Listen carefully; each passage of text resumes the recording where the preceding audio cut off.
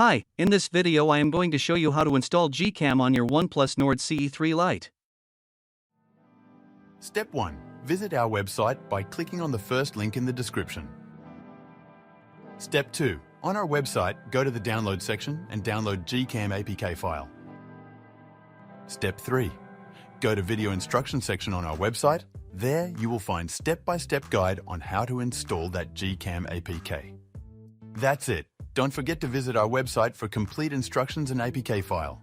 Lastly, here's some GCam versus stock camera app comparison.